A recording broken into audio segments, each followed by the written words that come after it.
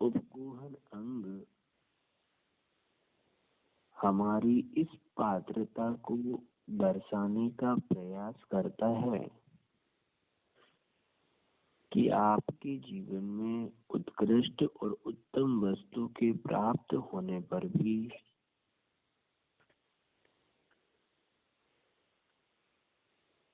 उसे पचाने की क्षमता कितनी है।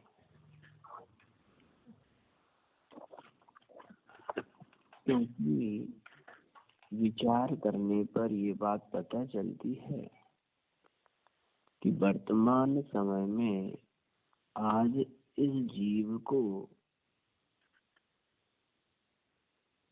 दोषों को पचाने की जो कला नहीं है, उसकी वजह से ये जीव स्वयं ही लड़ाई का कारण बन जाता है।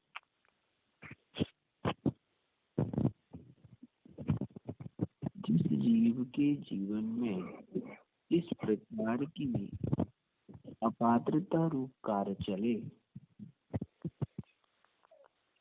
वो जीव कभी भी सम्यक दर्शन की प्राप्ति करने में या प्राप्त करने में कभी भी आगे पुरुषार्थ कर नहीं सकता। वास्तविकता से देखा जाए कि आज हमारे जीवन में जितना भी जिनेंद्र भगवान के समकक्ष, गुणी जनों के समकक्ष, साधर्मी जीवों के समकक्ष पहुंचने का जो प्रयास किया जाता है, वो तभी हो पाता है जब हमारे जीवन में उपगूहन की आराधना चलती है। क्योंकि ज्ञानी जीवों के, गुणी जनों के जीवन का स्नेह हमें तभी प्राप्त हो सकता है जब तुम्हारे अंतरंग में दोषों को पचाने का अभ्यास शुरू किया गया हो।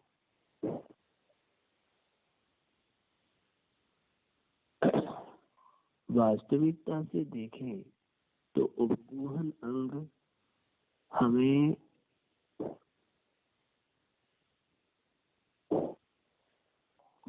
निकटता की ओर जो खींच के लेके जाता है, वो निकटता ही हमें उपकारी बनकर काम करती है।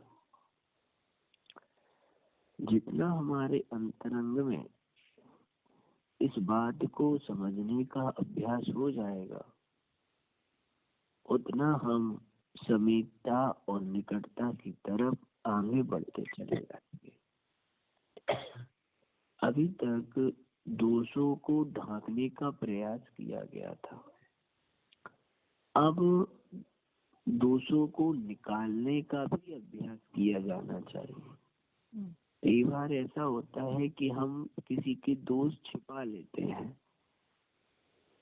छिपा लिए अच्छी बात है, लेकिन छिपाने के साथ साथ यदि आपके अंतरंग में उन दोषों को निकालने की पात्रता नहीं है, जो कि किसकी चर्चा चल रही है? ज्ञानी जीवों की, गुणी जनों की। क्योंकि उनके अंतरंग में इस जाति की क्वालिटी पाई जाती है कि जैसे जैसे वे दोष ढांकते हैं, वैसे वैसे वो दोषों को निकालने के अभ्यासी भी होते हैं। हमारे जीवन में यह बात इसलिए प्रकटता से प्राप्त नहीं होती क्योंकि हमारे अंतरंग में उस जाति की अपात्रता पाई जाती है। आज हमारे जीवन में से गुणी जनों का स्नेह, गुणी जनों का उपकार, गुणी जनों के प्रति हितकारीपना या गुणी जनों द्वारा किया जाने वाली उपकारी परिणतियां, इन सब की कमी क्यों है? क्योंकि ऐसा नहीं है कि वो हमारे पास नहीं है, समीप नहीं निकल। उनके द्वारा बताई गई उपकारी परिणतियां तुम्हारे जीवन में कब शुरू होंगी? जब तुम्हारे अंतरंग में दोषों को ढांकने का गुण पाया जा रहा होगा। आप विचार करो, एक विचार करना, एक जो व्यापारी होता है, दुकानदार होता है, वो शुरुआत में कितने कष्ट झेलता है। कष्ट झेलने के बाद ही उसे लाभ प्राप्त होता है कि नहीं? तो वो कष्ट क्या थे? दोषी तो थे, उसने उनको इग्नोर किया तो वो असफल हो गया। तुम जितना अपने जीवन में दोषों को ढांक कर आगे बढ़ने का प्रयास करोगे, हमारा जीवन उतना ही समीप और निकटता के सुख की तरफ बढ़ता चला जाएगा। आज हमारे जीवन में उपगूहन अंग की कमी की वजह से हम देव, शास्त्र, गुरु इनके निकट नहीं पहुंच पाते, और इस निकटता का न होने से जीवन में विशुद्धता धीरे धीरे क्षीण होती चली जाती है।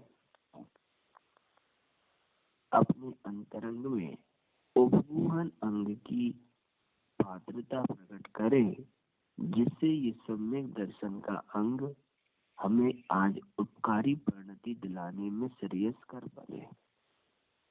अब आगे उपगूहन अंग के बाद स्थितिकरण आता है।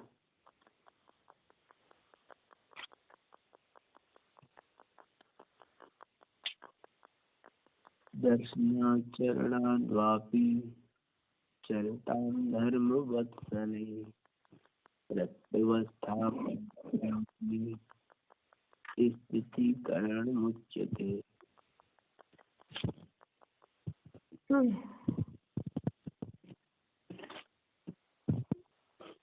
स्थितिकरण,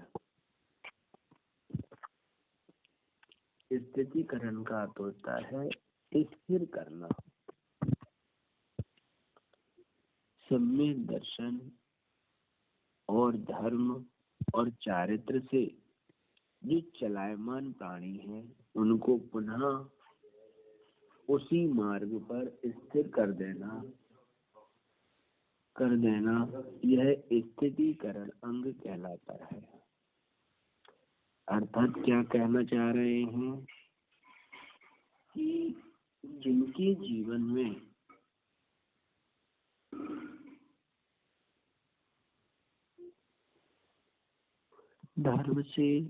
धर्म मार्ग से, सम्यक दर्शन से, चारित्र से जो प्राणी चलायमान हो रहे हैं, उन्हें स्थिर करने का नाम स्थितिकरण है। अब देखो, एक अंग दूसरे अंग से कितना जुड़ा हुआ रहता है। अब अगर अंतरंग में तुम्हें दोषों को ढांकने का गुण ना हो, जो जीव धर्म से दूर हो रहे हो, धर्म से विमुख हो रहे हो, धर्म से च्युत हो रहे हो, उन्हें तुम कैसे धर्म में स्थित करोगे? कभी कर सकते हो? अगर अंतरंग में दोषों को जीतने की क्वालिटी ना पाई जा रही हो तो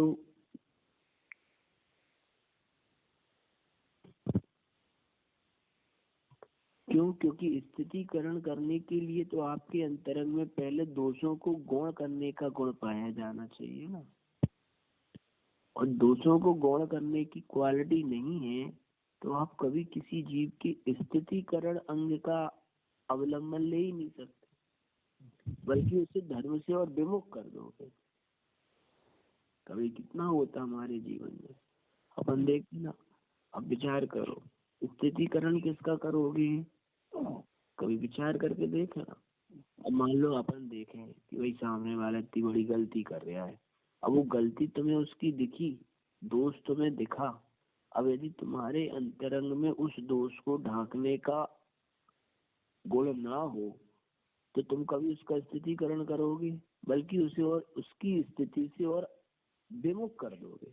क्यों? बुराई कर कर, निंदा कर कर, गलतियां बता कर, होता कि नहीं होता?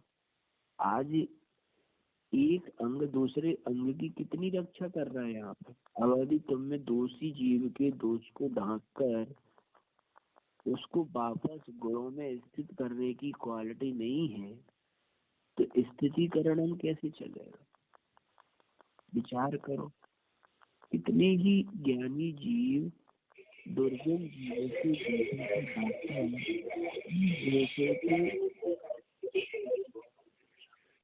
उन दोषों को निकाल कर या उन दोषों को ढाक कर उन जीवों को वही गुणों में स्थित कर देते हैं। कभी विचार करके देखा कि कितना स्थितिकरण महत्वपूर्ण है हमारे जीवन में?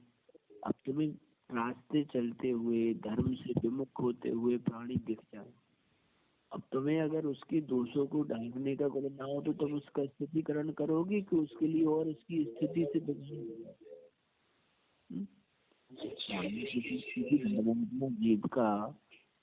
किसी धर्मात्मा जीव की कोई दोष दिख जाए तो अब क्या करोगे?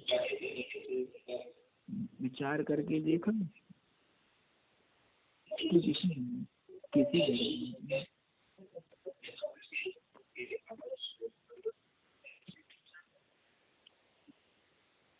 किसी धर्मात्मा जीव के जीवन का कोई दोष दिख जाए, किसी गुणीजनों के जीवन में कोई प्रमाद दिख जाए, कमी दिख जाए, चारित्र संबंधी, श्रद्धा संबंधी, ज्ञान संबंधी, अब उस दोष को देखने के बाद तुम चार लोगों से और कहोगे कि उस दोष को छिपाकर उसकी उस दोष को ढाककर उसके जीवन में गुणों का प्रकाश करो,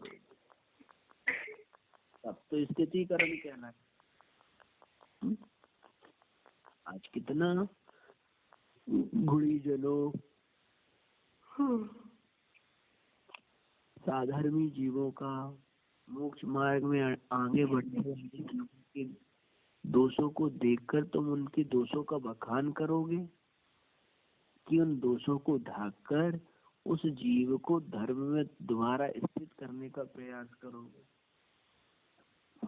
भाई ये कार्य तो तभी संभव है ना जब हमारे अंतरंग में दोषों को पचाने का क्वालिटी पाई जा रही हो।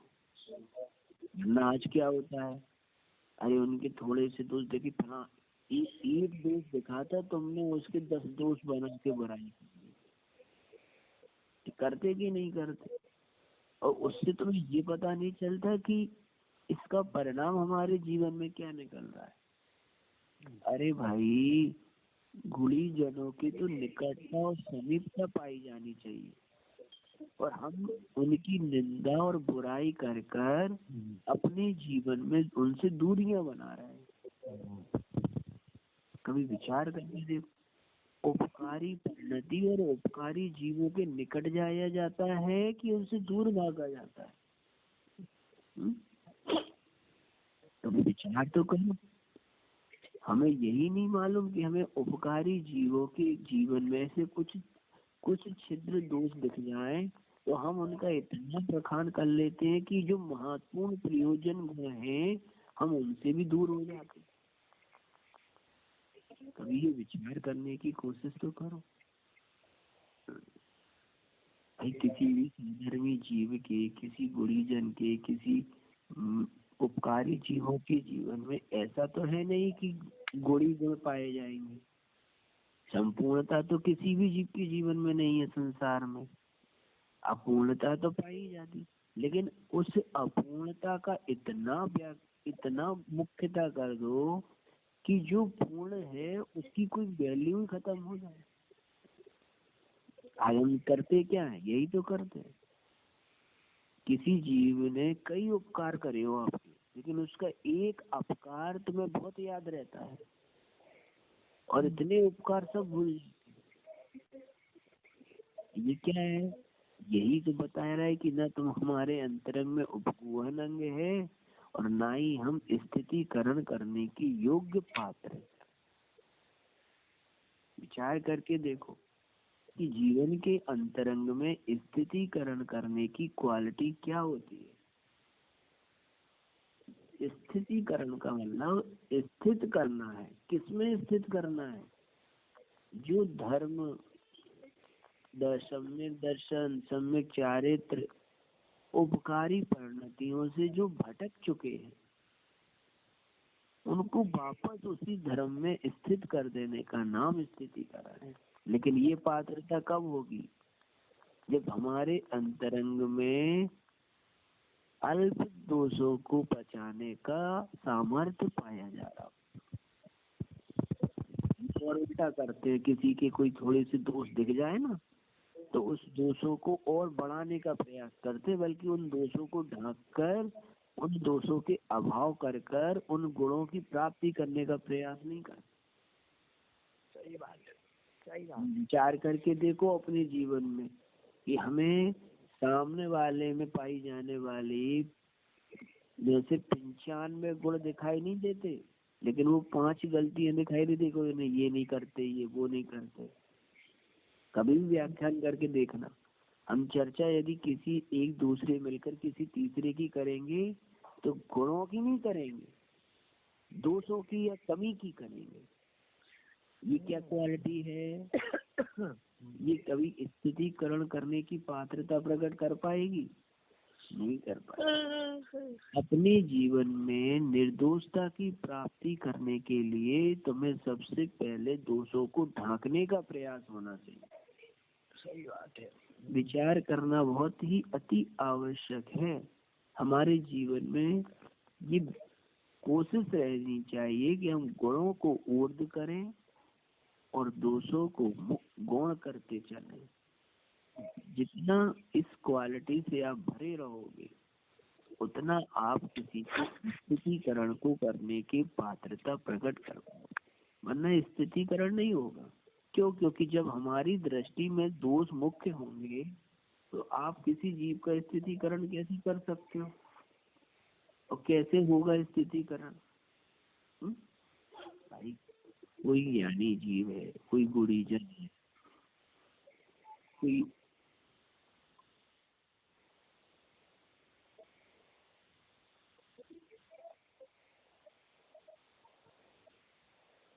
ज्ञानी जीव के जीवन में आपद ऐसे उसकी सम्यक दर्शन का या सम्यक ज्ञान का या चारित्र मोहिनी कर्म का उदय आया, वो भटक गया धर्म से। भाई कर्म का उदय तो किस जीव के नहीं आते, सभी के आएंगे ना।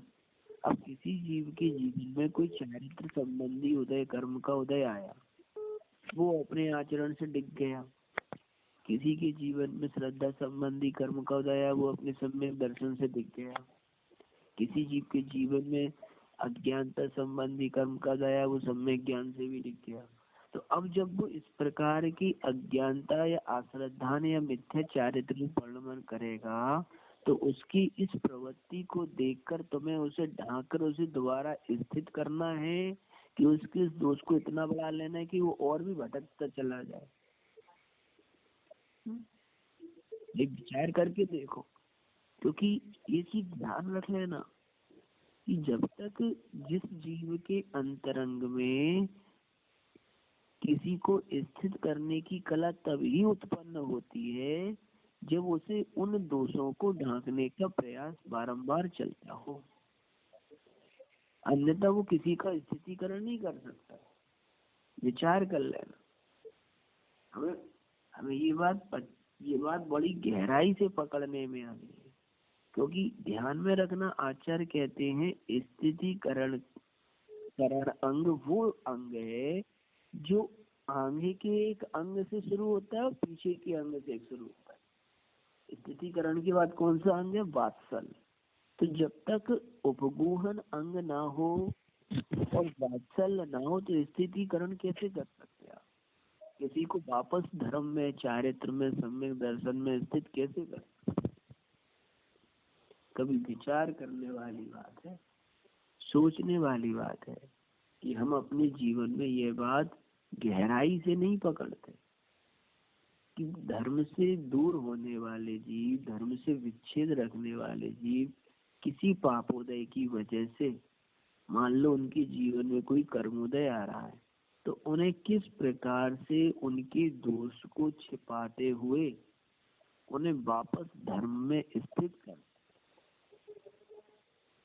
कभी विचार करके देखा इस विषय पर? हमने कभी इसका प्रयास अपने जीवन में किया? बल्कि दोष को देखकर हम उसे और विमुक्त तो खूब करेंगे, लेकिन किसी धर्मात्मा जीव के दोष को देखकर उसे धर्म में स्थित करने के उपाय नहीं। इतनी स्थितियां रहती हैं। कभी विचार करो, घर का कोई सदस्य धर्म मार्ग से च्युत हो रहा हो, तो उस धर्म मार्ग से च्युत होने के लिए तुमने क्या उपाय ढूंढा कि इसे धर्म मार्ग में स्थित करना है, तो कैसे कार्य करें? विचार करके देखो और उस परिस्थिति को महसूस करके देखो। बल्कि और धर्म मार्ग से विमुख हो रहा होगा ना, तो उसकी और गलतियां दिखाकर उसे और दूर कर देंगे। ये सोचने वाली बात है कि किसी को सम्यक दर्शन, ज्ञान, चारित्र रूप कर्मोदय से जब कोई जीव के जीवन में उदय आए, वो तुम अपने उत्कृष्ट गुणों के बल पर उसे वापस उसी धर्म मार्ग में स्थित कर दो। ये स्थितियां तो अपने जीवन में उपादान जनित पाई जाती है। आज हमारा इस प्रकार का विचार थोड़ा सा भी नहीं चलता। कभी अपने मन में ये गहराई से सोचो कि कितने जीव देव शास्त्र गुरु के मार्ग से विमुख हो रहे हैं। कभी देखा कितने जीवों की श्रद्धा मिथ्या देवों की तरफ भाग रही है? कितने जीवों की ज्ञान अज्ञानता रूप भाग रहा है? कितने जीवों का चारित्र विषय भोगों की तरफ भाग रहा है? कभी उसको विचार करके देखा कि भाई इन सब से हमें अपने जीवन में क्या हासिल होने वाला है? स्थिति करणांग यही तो कहला रहा है। और क्यों होता है? कई बार आपको नहीं पता, आप विचार करो। आपको ये लगता ही नहीं है कि किसी दूसरे जीव की बुराई कर कर हम कितने बड़े दोषों को अपने जीवन में निमंत्रण दे रहे हैं। कभी कभी आपको वर्तमान पढ़ते होगे आप, या अपने घर में ही देखो, आप विचार करके अपने जीवन में देखो। यदि कोई तुम्हारी बुराई कर रहा हो धर्म मार्ग पे आगे बढ़ते हुए, तो तुम्हें वो धर्म मार्ग सुहाता है क्या? फिर कभी सोचो, विचार करके देखना। अपने जीवन में देखो कि भाई अगर हमारी कोई बुराई कर रहा हो तो हमें वो धर्म मार्ग इष्ट लगेगा? वो साधर्मी दिखेगा? वो उपकारी नजर आएगा? आप चारों तरफ इस जीव के जीवन में अगर कोई चर्चा का विषय है तो बुराई का, निंदा का, दोषों की व्याख्यान करने का। गुणों की चर्चा तो है ही नहीं है जीवन में। विचार करो फिर ये क्या स्थितिकरण करेगा जीवन में? जो स्वयं ही अस्थिर खड़ा हो वो किसी दूसरे को स्थिर कैसे कर सकता है? भाई जो स्वयं स्थिर खड़ा होगा वही तो दूसरे को स्थिर कर पाएगा। जो स्वयं ही अस्थिर खड़ा हो वो दूसरे को स्थिर कैसे करने का प्रयास कर सकता है? ये विचार करने वाली बात है कि हमारे जीवन की स्थितियां इतनी बदली हुई हैं कि हम अपने जीवन को वास्तविकता से समझ नहीं पाते। ये सोचने और समझने वाली बात है कि हमारा जीवन इतना अव्यवस्थित रखा हुआ है कि हम इस बात को पकड़ ही नहीं पाते हैं कि हमारा जीवन दोषों की तरफ कितना जुड़ता जा रहा है। आज वास्तविकता से देखो, जहाँ देखते हैं वहाँ जीव की ज्ञान श्रद्धा चारित्र अस्थिर पाए जा रहे हैं। वो क्यों पाए जा रहे हैं? क्योंकि पूर्व में अपकारी परिणतियों का संचय उन्होंने किया था। लेकिन हमारा कर्तव्य क्या है? हमारा कर्तव्य तो यही है ना कि हम उन अपकारी परिणतियों को उपकारी रूप परिवर्तित करने का प्रयास करें। जिन जीवों की तुम्हें संगतियां करनी है उन जीवों के जीवन में ज्ञान, श्रद्धा और चारित्र की स्थिरता का बनाए रखना आपके लिए अति आवश्यक है। यहाँ पे स्थितिकरण करने का मतलब ये नहीं है कि वो धर्म मार्ग से विमुख हो गया, मार्ग से छूट गया। किसी मिथ्या दृष्टि जीव को सम्यक दृष्टि नहीं बनाना है, बल्कि जो सम्यक दृष्टि थे उनके जीवन में जो चिलमल नगाड़ दोष पाए जा रहे हैं उनको दूर करते हुए उन्हें जीना है। यहाँ स्थितिकरण किसका करेंगे अपन? जो अस्थिर है उनको नहीं, जो अपनी स्थिति से अस्थिर हुए हैं उन्हें स्थितिकरण करना है। ये ध्यान रख लेना। किसी अस्थिर व्यक्ति को स्थिर करना है नहीं, जो स्थित थे उनके जीवन में कोई कर्मोदय जनित परिणाम आए उन्हें स्थिर करने की प्रयासरत रहना चाहिए। यही साधर्मीपना कहलाता है। आज हमारे जीवन में एक दूसरे के प्रति साधर्मी पने की बहुत बड़ी कमी है, और उस कमी का कारण है अपने अंतरंग में दोषों की वृद्धि। आज हमें अपने जीवन में ये दिखाई नहीं देता। हमें किसी जीव के जीवन में कभी एक दूसरे के प्रति यदि गुणों का अनुराग बने तो साधर्मीपना बने। एक दूसरे के प्रति जब गुणों का अनुराग ही ना हो तो साधर्मीपना कहाँ से बनेगा? एक दूसरे के प्रति उपकारी परिणतियां क्यों जन्म लेंगी? एक दूसरे के प्रति निकटता आएगी कहाँ से?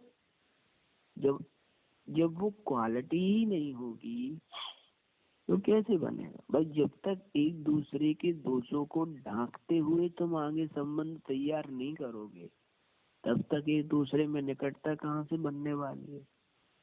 विचार करो। तुम मन अपने ही जीवन में जब तक एक दूसरे की बुराइयों का अवलंबन लेते रहोगे, निंदा का अवलंबन लेते रहोगे, दूसरे को हीन और स्वयं को श्रेष्ठ समझते रहोगे, तब तक क्या एक दूसरे के प्रति कभी निकटता या समीपता बन पाएगी? संभव ही नहीं। विचार करो।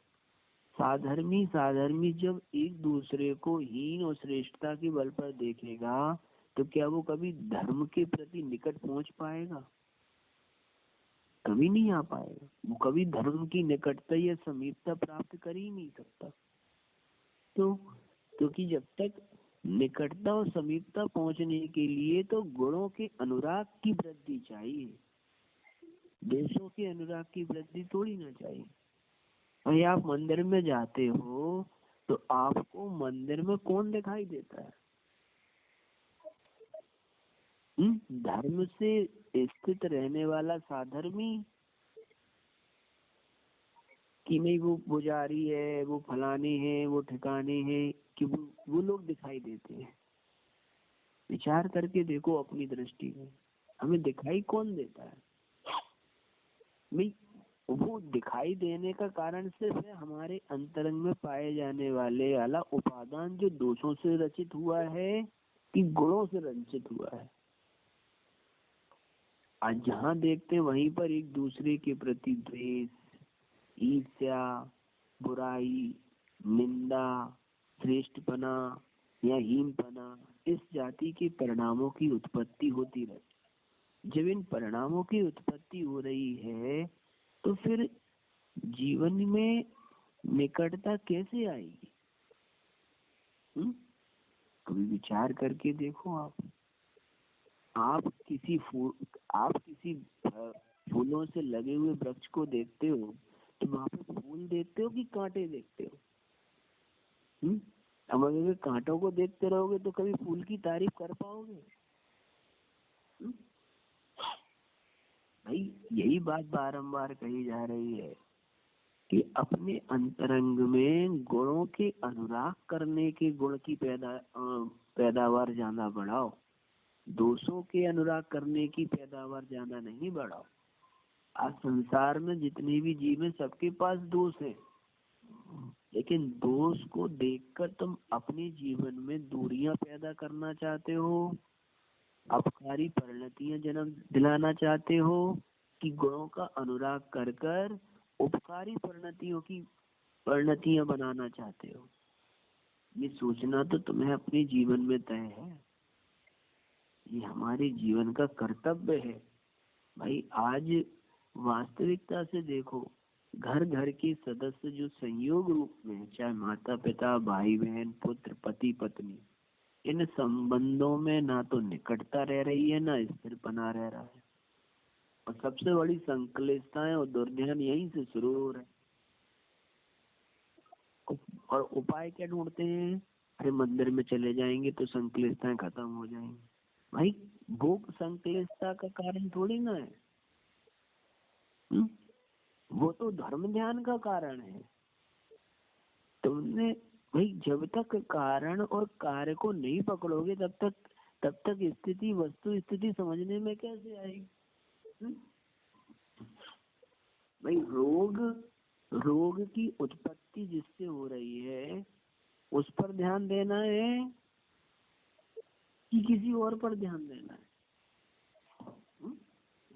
भाई संक्लिष्टताएं कहाँ से शुरू हो रही? इन कारणों से। तो इन कारणों का अभाव करना है कि नहीं करना है? भाई देव शास्त्र गुरु तो धर्म ध्यान और विशुद्धि के कारण है, संक्लिष्टता दूर करने के कारण थोड़ी ना है वो। कभी विचार करा आपने? कई बार मैं चिंतन करता, भाई देव शास्त्र गुरु का अवलंबन लेते क्यों? अरे मेरा आर्थ ध्यान खत्म हो जाए, मेरा दुर्ध्यान कम हो। भाई देव शास्त्र गुरु धर्म ध्यान और दुर्ध्यान के कारण है, दूर करने वाले हैं क्या? नहीं, वो तो धर्म ध्यान और शुक्ल ध्यान के कारण है। अब जो धर्म ध्यान शुक्ल ध्यान के कारण है, वो आर्थ ध्यान और रौद्र ध्यान के कार्य को दूर कैसे करेंगे? हमारी बुद्धि तो उल्टी चल गई ना। भाई जो दवाई सर्दी को दूर करने वाली है वो खांसी को दूर कर सकती है क्या? अपने अंतर में विचार करके देखो। तो अब दृष्टि किस ओर जानी है, किस आधार पे जानी है, वो विचार करने की बात है ना। अब ये क्वालिटी पकड़नी अलग बात है कि भाई हमें खुली जीवों की संगति करेंगे तो हमारी विशुद्धताएं बढ़ जाएंगी और हम दोषों के प्रति अपने आप विचार करना शुरू कर देंगे। ये क्वालिटी अलग है। आज हमारे जीवन की स्थितियां बदली हुई हैं। हम बिल्कुल भी समझना नहीं चाहते कि हमारा दुर्ध्यान कहाँ से हो रहा है, संक्लिष्टताएं कहाँ से हो रही है। इस पर बारंबार विचार करने की कोशिश करें कि हम अपने जीवन में अभी अस्थिरता की तरफ खड़े हुए हैं कि स्थिरता की तरफ खड़े हैं। और सबसे बड़े भ्रम क्या पाल रखा है? स्वयं तो अस्थिर खड़े हैं और दूसरे को स्थिर करना चाहते हैं। भ्रम क्या पाल रखा है? स्वयं तो अस्थिर मार्ग पे खड़े हुए हैं और दूसरे को स्थिर करना चाहते हैं। कभी ये विचार करते ही नहीं है कि हम स्वयं अस्थिर हैं, हम स्वयं तो पहले स्थिर हो जाएं, फिर दूसरे को स्थिर करने का प्रयास करें। जीवन को समझने का प्रयास करें भाई। ये जीवन बहुत अल्प है। यदि इस अल्प जीवन में तुमने जितना सम्यक पुरुषार्थ कर लिया ज्ञान श्रद्धान चारित्र का, वही तुम्हारे जीवन के लिए उपकारी है। वरना संसार के सारे नित्य कर्म तो हर बार होते हैं, होते रहेंगे, चल भी रहे हैं।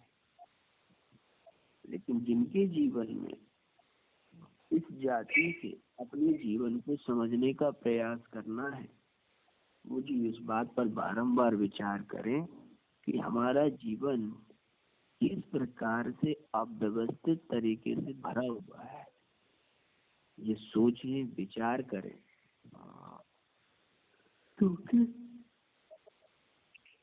कर्म के हृदय तो ज्ञानी अज्ञानी जीवों के जीवन में एक से ही आते हैं, लेकिन उन कर्म के उदय का प्रभाव ज्ञानी और अज्ञानी अपनी उपादान योग्यता के बल पर ही सहन करता है।